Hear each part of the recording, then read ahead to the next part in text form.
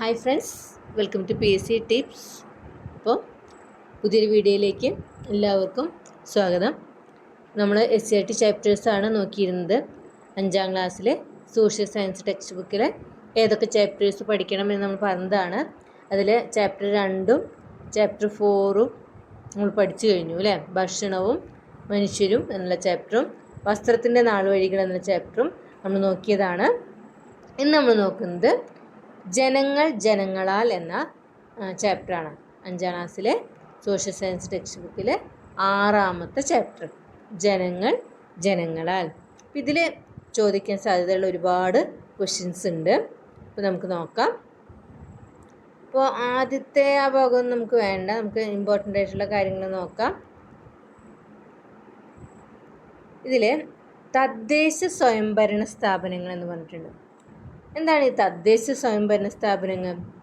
ഗ്രാമപ്രദേശങ്ങളിലെ ത്രിതല പഞ്ചായത്ത് സംവിധാനങ്ങളായ ഗ്രാമപഞ്ചായത്ത്, ബ്ലോക്ക് പഞ്ചായത്ത്, ജില്ലാ പഞ്ചായത്ത് തുടങ്ങിയവയും നഗരപ്രദേശങ്ങളിലെ ഭരണസ്ഥാപനങ്ങളായ മുനിസിപ്പാലിറ്റികൾ, കോർപ്പറേഷനുകൾ എന്നിവയും ഉൾക്കൊള്ളുന്നവയാണ് തദ്ദേശ സ്വയംഭരണ സ്ഥാപനങ്ങൾ. അപ്പോൾ ഏതൊക്കെയാണ് തദ്ദേശ സ്വയംഭരണ സ്ഥാപനങ്ങൾ ഉൾപ്പെടുന്നവ? ഗ്രാമപ്രദേശങ്ങളിലെ ത്രിതല പഞ്ചായത്ത് സംവിധാനങ്ങളായ ഗ്രാമപഞ്ചായത്ത്, ബ്ലോക്ക് പഞ്ചായത്ത്, ജില്ലാ പഞ്ചായത്ത്, അതുപോലെ നഗരപ്രദേശങ്ങളിലെ മുനിസിപ്പാലിറ്റികൾ, കോർപ്പറേഷനുകൾ എന്നിവയെ ഉൾക്കൊള്ളുന്നതാണ് തദ്ദേശ സ്വയംഭരണ സ്ഥാപനങ്ങൾ. അപ്പോൾ എന്താണ് ജനാധിപത്യം? ജനാധിപത്യം എന്താണ്? ജനങ്ങൾ നേരിട്ടോ അവർ തിരഞ്ഞെടുക്കുന്ന പ്രതിനിധികളോ ഭരണപരമായ കാര്യങ്ങളിൽ തീരുമാനമെടുക്കുന്ന സംവിധാനമാണ് ജനാധിപത്യം. അതായത് ജനങ്ങൾ നേരിട്ടോ അവർ തിരഞ്ഞെടുക്കുന്ന ഒരു ജനപ്രതിനിധിയോ ഭരണപരമായ കാര്യങ്ങളിൽ തീരുമാനമെടുക്കുന്നതിനെയാണ് ജനാധിപത്യം എന്ന് പറയുന്നത്. അതിന് എബ്രഹാം ലിങ്കൺ ഒരു ഡെഫിനിഷൻ കൊടുത്തിട്ടുണ്ട്. എന്താണ്?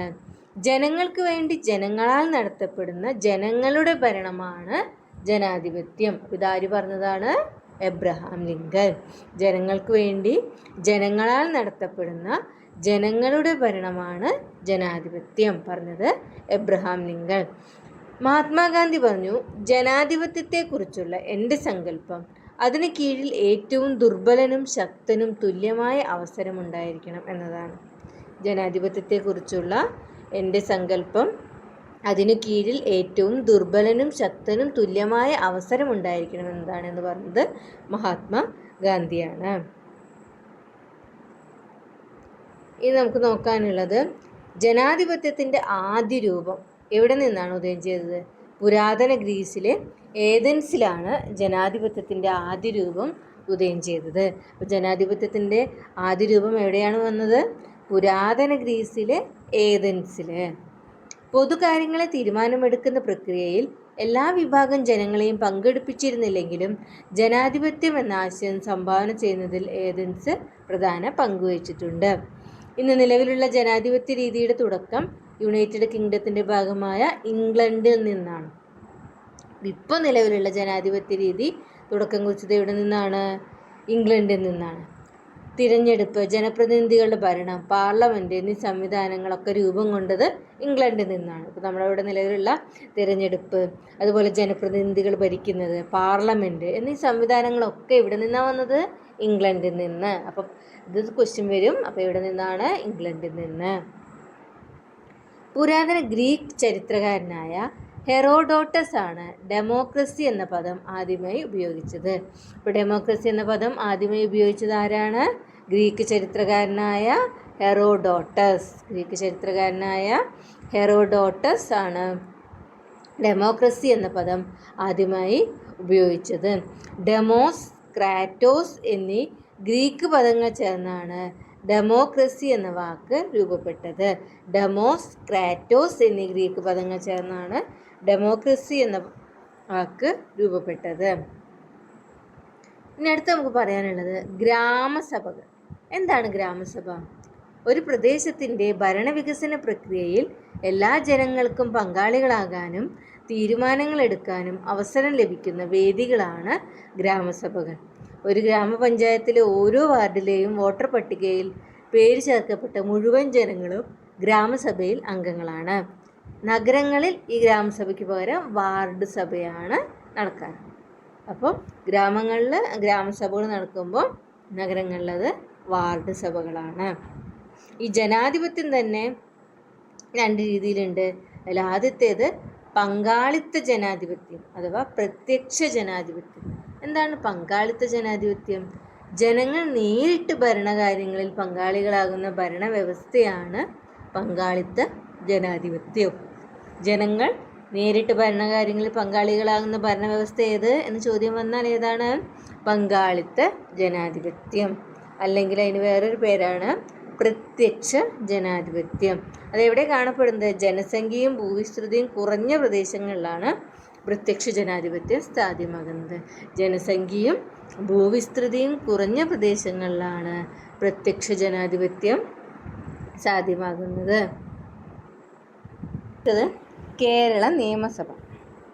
കേരള സംസ്ഥാനത്തിൻ്റെ നിയമനിർമ്മാണ സഭയാണ് കേരള നിയമസഭ. അപ്പോൾ കേരള സംസ്ഥാനത്തിൻ്റെ നിയമനിർമ്മാണ സഭ ഏതാണ്? കേരള നിയമസഭ.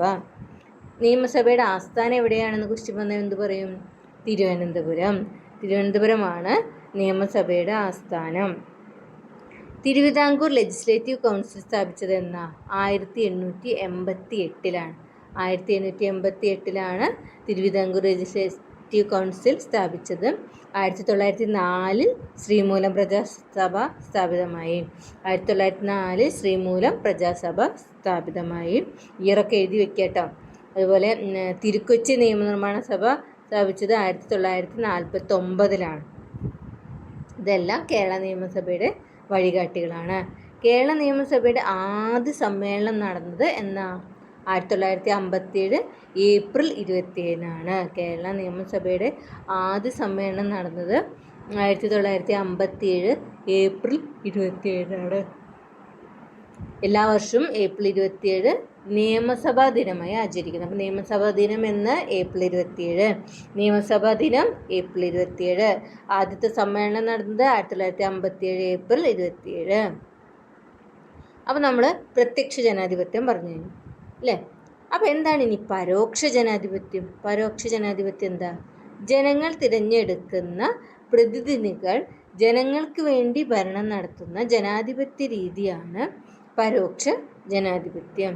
ജനങ്ങൾ തിരഞ്ഞെടുക്കുന്ന പ്രതിനിധികൾ ജനങ്ങൾക്ക് വേണ്ടി ഭരണം നടത്തുന്ന ജനാധിപത്യ രീതിയാണ് പരോക്ഷ ജനാധിപത്യം അല്ലെങ്കിൽ പ്രാതിനിധ്യ ജനാധിപത്യം.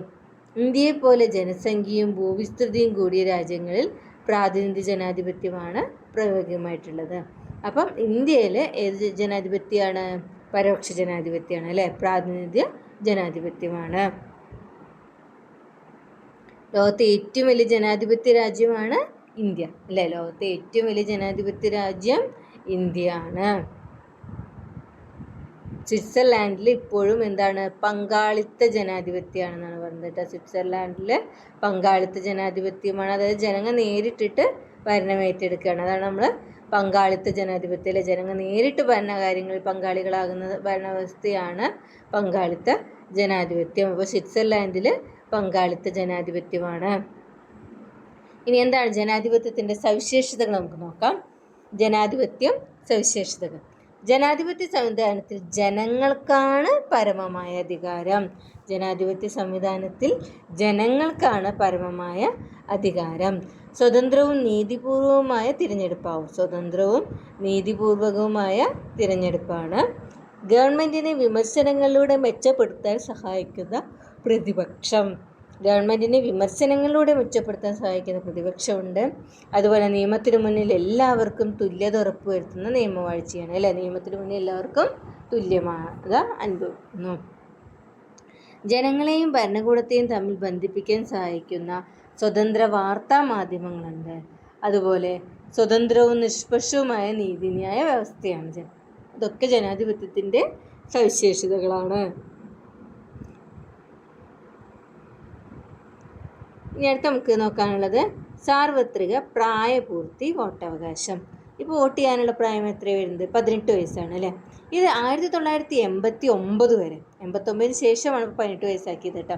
89 വരെ എത്രയായിരുന്നു വോട്ട് ചെയ്യാനുള്ള പ്രായം? 21 വയസ്സായിരുന്നു. അതായത് യാതൊരു വിവേചനങ്ങളുമില്ലാതെ നിശ്ചിത പ്രായപൂർത്തിയായി എല്ലാവർക്കും തിരഞ്ഞെടുപ്പിൽ വോട്ട് ചെയ്യാനുമുള്ള അവകാശമുണ്ട്. അതിനെയാണ് സാർവത്രിക പ്രായപൂർത്തി വോട്ടവകാശം എന്ന് പറയുന്നത്. ഇപ്പോൾ വോട്ട് ചെയ്യാനുള്ള പ്രായം 18 വയസ്സാണ്. അപ്പം നമ്മുടെ രാജ്യത്തെ തിരഞ്ഞെടുപ്പുകളും വിവിധ ഘട്ടങ്ങളിലൂടെയാണ് നടന്നു പോകുന്നത് അല്ലേ. നമ്മുടെ രാജ്യത്തെ തിരഞ്ഞെടുപ്പിന് ഒരുപാട് ഘട്ടങ്ങളുണ്ട്. അപ്പോൾ ഏതൊക്കെയാണ് തിരഞ്ഞെടുപ്പിൻ്റെ വിവിധ ഘട്ടങ്ങൾ? നമുക്ക് നോക്കാം. ആദ്യം നമ്മൾ തിരഞ്ഞെടുപ്പിൽ ഇതാവുമ്പോൾ അതിന് എന്ത് വേണം? തിരഞ്ഞെടുപ്പ് ഉദ്യോഗസ്ഥരെ നിയമിക്കണം അല്ലേ. തിരഞ്ഞെടുപ്പിൻ്റെ ഇതിനുള്ള ഉദ്യോഗസ്ഥരെ നിയമിക്കണം. അത് കഴിഞ്ഞ് വിജ്ഞാപനം നടക്കണം അല്ലേ. തിരഞ്ഞെടുപ്പ് വിജ്ഞാപനം വരണം. തിരഞ്ഞെടുപ്പ് വിജ്ഞാപനം വന്നാലാണ് നമുക്ക് എന്ത് ചെയ്യാൻ പറ്റുള്ളൂ? നാമനിർദ്ദേശ പത്രിക സമർപ്പിക്കാൻ പറ്റില്ല. അപ്പോൾ നാമനിർദ്ദേശ പത്രിക സമർപ്പിക്കണം. പത്രിക സൂക്ഷ്മ പരിശോധന നടത്തണം.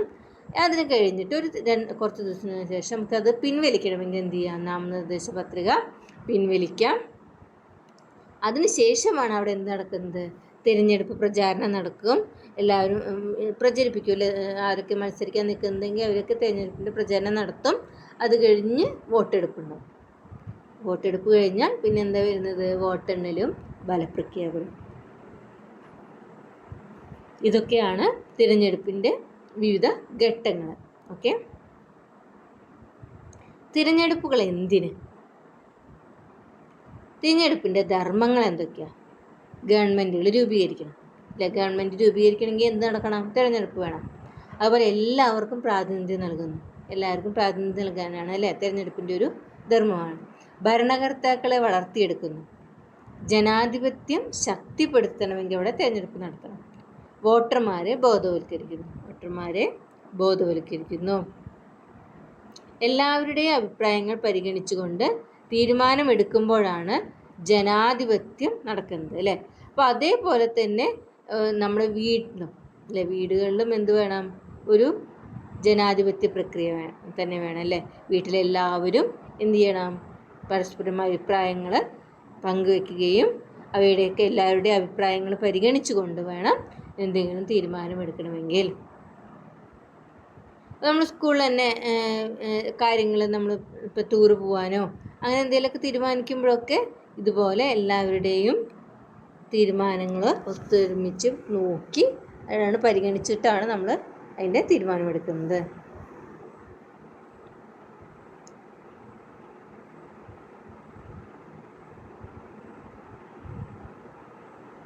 ഇനി അതുപോലെ ഒരു പോയിന്റ് നോക്കി നോക്കും.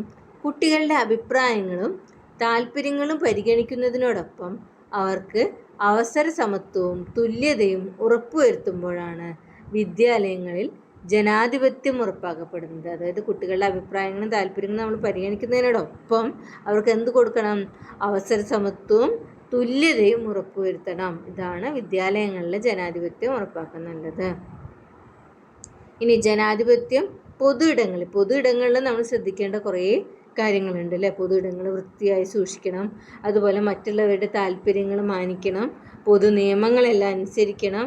എന്നെല്ലാം ജനാധിപത്യ ജീവിതക്രമത്തിന് അനിവാര്യമാണ് അല്ലേ. അപ്പോൾ നമ്മളിപ്പോൾ ഒരു ജനാധിപത്യ ഇതിൽ ജീവിക്കുകയാണെങ്കിൽ ഒരുപാട് കാര്യങ്ങൾ ശ്രദ്ധിക്കാനുണ്ട്. ജനാധിപത്യം എവിടുന്ന് തുടങ്ങണം? കുടുംബത്തിൽ നിന്ന് തുടങ്ങണം എന്നാണ് പറയുന്നത്. കുടുംബത്തിലും സമൂഹത്തിലും ഒക്കെ പൊതുയിടങ്ങളിലും എല്ലാം നമ്മൾ ജനാധിപത്യ സ്കൂളിലും ഒക്കെ ജനാധിപത്യ പ്രക്രിയയിലൂടെ വേണം കടന്നു പോകാൻ. ഓക്കെ. അപ്പോൾ ഈ ചാപ്റ്ററിൽ 3 ആണ് പറയാനുള്ളത്. ഇതിൽ ഒരുപാട് പോയിൻറ്റ്സ് ഉണ്ട്. അപ്പോൾ അതൊക്കെ ഒന്ന് ശ്രദ്ധിക്കാം. ഓക്കെ.